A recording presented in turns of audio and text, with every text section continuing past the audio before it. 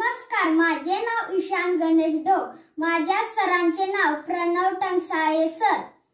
आज मी तुम्हाला रूकची चेकमेट सांगणार आहे.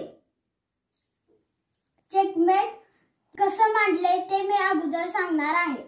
K8 1 P8 2 R G 2 B G 3. हे आता व्हाईटचे. आता ब्लॅकचं P8 7 K8 8 R8 9 B C 6. हे असे मांडलेला आहे. आता ब्लॅक न व्हाईटला चेकमेट करायचे आहे. चेकमेट करण्यासाठी रूकचा वापर करायला लागणार आहे.